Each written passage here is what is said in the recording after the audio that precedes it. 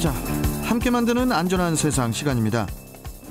매일매일 도로 위에서는 여러 가지 형태의 교통사고의 위험이 도사리고 있는데요.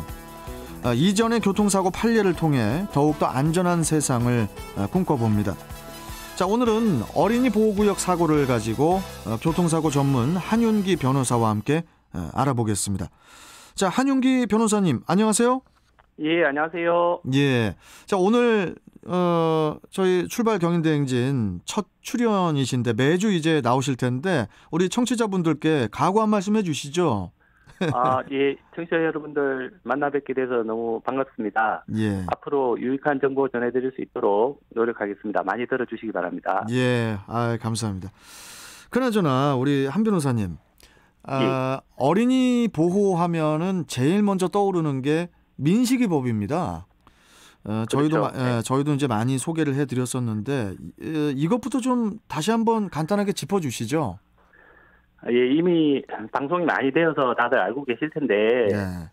2019년 충남 아산의 한 어린이 보호구역에서 교통사고로 당시 9세이던 김민식 군이 사망한 이후에 도로교통법과 특정범죄 가중처벌 등에 관한 법률이 개정되었죠. 그렇죠. 그래서 2020년 3월부터 이 두 법이 새로 시행됐는데 2020년 3월부터 시행된 이 두 법 개정안을 가리켜서 소위 민식이법이라고 합니다. 먼저 도로교통법 개정의 주요 내용은 어린이 보호구역 내에서 신호등과 가속 단속 카메라 설치 의무화가 주요 내용이었습니다. 특정 범죄 가중처벌 등에 관한 법률 개정으로는 어린이 보호구역 내의 교통사고의 처벌이 강화가 되었죠? 예, 그렇습니다. 일반 교통사고의 경우는 교통사고 처리 특례법이 적용이 되는데 그 형량이 5년 이하의 금고 또는 2천만 원 이하의 벌금형입니다. 예. 그런데 이 특가법에서 어린이 보호구역 사고 관련 조항이 새로 신설되면서 어린이 보호구역에서 13세 미만 어린이가 사망한 사고는 무기징역 또는 3년 이하의 징역형으로, 그리고 13세 미만 어린이가 상해를 당한 사고는 1년 이상 15년 이하의 징역 또는 500만 원 이상 3천만 원 이하의 벌금형으로 형이 대폭 강화되었습니다. 그렇죠. 그래서 이 민식이법이 너무 과하다, 이런 논란도 상당히 많았죠. 그렇죠. 그래서 이제 뭐 폐지를 해야 된다는 그런 주장도 상당히 또 많은 것 같더라고요. 그렇습니다. 인터넷 공간에서 많은 논란이 있었고 청와대 국민청원에 폐지 청원글이 올라가기도 했던 것으로 알고 있습니다. 예. 교통사고는 과실범죄인데 과실범죄에 이렇게 형벌을 세게 부과하는 것은 일반 교통사고뿐만 아니라 다른 고의범죄들에 비해서도 형이 너무 과하다, 이런 이유로 반대 의견들이 있었고 지금도 있는 것으로 알고 있습니다. 예. 어린이 보호구역에서의 어린이들을 조금 더 보호를 해야 될 필요성이 있어서 그래서 이제 이렇게 처벌을 강화를 한 거 아닙니까? 그렇죠. 저도 애를 키우는 부모지만 그 어린이나 교통약자들을 특별히 더 보호해야 될 필요성이 있는 것은 두말할 필요가 없겠죠. 예. 그렇기 때문에 어린이 보호구역에서만이라도 특별히 좀 더 경각심을 갖고 운전하게 하는 이 개정법의 취지와 태도가 맞다고 생각합니다. 예. 그리고 어린이 보호구역에서 발생한 사고라고 하더라도 무조건 처벌되는 것이 아니고 운전자의 과실이 있을 때만 처벌이 되는 것이기 때문에 예. 운전자가 꼭 억울한 일을 당한다고 할 수만도 없을 것 같습니다. 그리고 어린이 보호구역에서 발생한 어린이 사고지만 무죄가 된 경우도 있다고요? 무죄가. 예, 그렇습니다. 네. 예.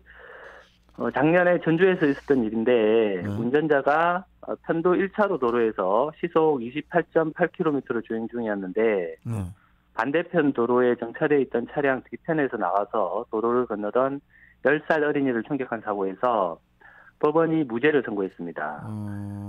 이 사고는 어린이가 차량의 운전석 쪽 측면에 부딪힌 사고라고 하는데 운전자가 제한 속도를 지켰고 또 주변에 다른 어린이가 있었던 것도 아니어서 어린이가 도로로 나올 것을 미리 예상하기도 어려웠고 또 어린이가 차량 블랙박스 영상에 출연한 시점부터 충돌한 시점까지 0.7초밖에 되지 않아서 어떤 운전자가 아무리 빨리 대처한다고 하더라도 대처할 수 없었던 상황이라고 보아서 무죄를 선고했다고 합니다. 그런데 저 사건에서는 이제 운전자의 과실이 인정이 되지 않아서 이제 무죄가 되었지만은 그렇지 않은 경우도 있을 것 같아요. 예, 그렇습니다. 보통 어린이 보호구역에서 제한 속도가 시속 30km인데 예. 운전자가 이 제한 속도를 지켰다고 하더라도 사고를 예견 가능했고 또 피할 수 있었다면 유죄로 처벌받을 수 있습니다. 예. 어린이 보호구역 내에서 불법 유턴을 하다가 도로변에 서 있던 2살 어린이를 치어서 숨지게 한 운전자에게 시속 9km로 운전했다 하더라도 어린이 안전에 유의할 의무를 위반한 과실이 있다고 보아서 유죄를 선고한 사례가 있고요. 또 차량 진행 신호에 진행했지만 제한 속도를 초과해서 시속 40km가 달리다가 보행자 불이 꺼진 후 횡단보도에서 어린이를 충격한 운전자에게도 유죄가 선고된 사례가 있습니다. 그러니까 제한 속도만 지킨다고 해서 무죄가 되는 것도 아니고 또 신호에 따라 진행하던 중이라고 해도 제한 속도 초과의 경우에는 뭐 당연히 또 과실이 평가가 될 수가 있다. 뭐 이런 말씀이시네요.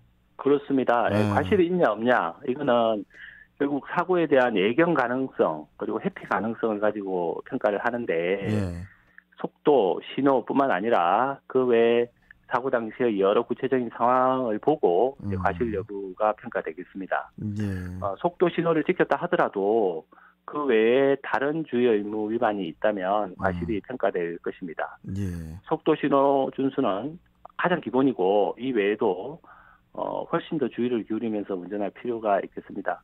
특히 어린이 보호구역은 어린이들이 나타날 가능성이 매우 큰 것이고 또 어린이들은 돌발 행동을 할 가능성이 크기 때문에 기본적으로 사고 예견 가능성이 매우 큰 것이죠. 그렇기 때문에 다른 곳에 비해서 훨씬 더 주의하면서 운전할 필요가 있습니다. 특히 어린이 보호구역에서는 어린이가 인도에 서 있다 하더라도 일단 저 멀리 시야에서 보이거나 아니면 지금 지나가는 곳이 횡단보도 부근이거나 하면 좀 더 주의를 기울이면서 운전할 필요가 있을 것으로 생각됩니다. 알겠습니다. 그나저나 우리 한윤기 변호사님께서는 뭐 저기 어느 뭐 다른 방송도 지금 저 방송 하시고 계십니까? 전에는 좀 많이 했는데 그러니까, 지금은 뭐 이 교통방송이 외에 다른 건 없습니다. 지금 뭔가 이게 좀 목소리가 이게 지금 뭔가 이렇게 술술 자연스럽게 나오시는 게 짬이 있으신 것 같아가지고 한번 여쭤봤습니다. 아유, 감사합니다. 앞으로 잘 좀 부탁드리고요. 한 변호사님.